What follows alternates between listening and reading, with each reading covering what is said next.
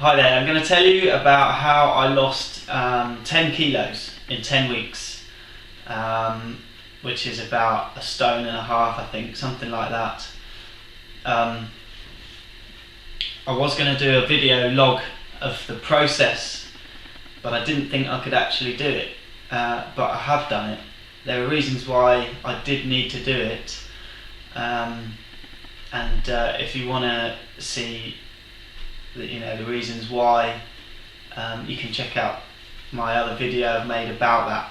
But the main reason of this video is to just tell you how I lost the weight that I did.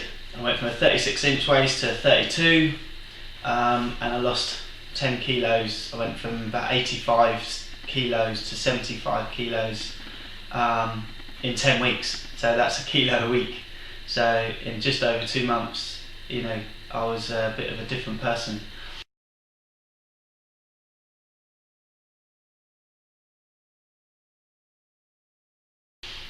Now, the way I did it wasn't eating stuff like this, and it wasn't dieting. The way I did it was brought on by a few people that I know that have tried it, and a BBC Horizon episode about fasting. And this is the way I did it. 1 day a week, you have no breakfast, but you can eat a lunch. I call it the takeaway diet tub lunch. It's just a very small takeaway tub, so whatever you can fit in there, you can eat, okay? So it's not all about eating broccoli and stuff like that, although this is healthy, but I'm just telling you how to lose weight, okay? So 1 day a week, that's all you get to eat for lunch. So no snacking. You can drink tea, okay, but you can't eat cake. The rest of the week, eat what you like. You can even put sugar in your tea. So wake up, no breakfast, nothing at all. Tea if you like, that for lunch, whatever in there, some pasta, something like that. And then no dinner, no snacking, no cakes, no fruit, just nothing. Then the next day you'll wake up, if you weigh yourself in the morning, and then in the next morning after you fasted, you should weigh a good 3 pounds lighter. I have to admit that I cycle to work on my fast day. I cycle about 10 miles on no breakfast, and that's when you're going to burn maximum fat. If you can do that, brilliant.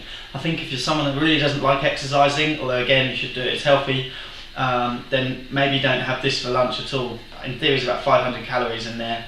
Then don't eat anything. People say to me, how do you lose weight? And basically I just say to them, don't eat anything 1 day a week. But if you fancy doing some exercise, then maybe take this on board. It just stops you getting really grumpy during the day, and it keeps you going. It's not easy, it was pretty hard, but I have been doing it now for about 3 months, and feeling pretty good. So if I've helped anyone out there to lose some weight, I totally recommend it. There are other benefits to fasting. Apparently it puts your body into a repair mode. You can even create more brain cells. It can apparently combat health issues, lots of different health issues. I don't know whether that's true or not, but that's what I did. I lost 10 kilos in 10 weeks from 1 day a week, eating nothing. Try it.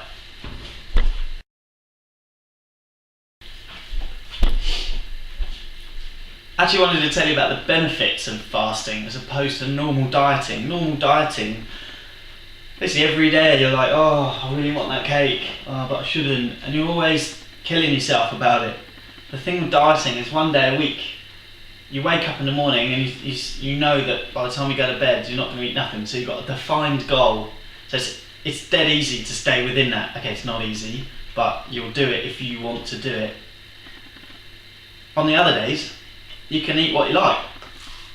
You don't have to think about it at all. It's only 1 day a week where you can't eat cake or any bits. The rest of the week you can eat what you like. But what you'll find is where you don't eat anything 1 day a week, you'll reprogram your body, recondition yourself, so you actually feel like you don't need to eat all the time. I used to think I had to eat all the time. I used to feel empty and kind of like, oh, I've got to eat something or I'm going to collapse or something like that. But actually, if you can survive this one fast day a week, you become used to it, and it just becomes easy. They say in the Eastern world people are dying because they don't eat enough. In the Western world people die because they eat too much. You need to find this middle ground. And actually, I think, we've evolved as humans to sometimes not eat for a period of time and then feast. And this is what all this research that's coming out is basically proving. I think it's fantastic. It really worked for me, so good luck.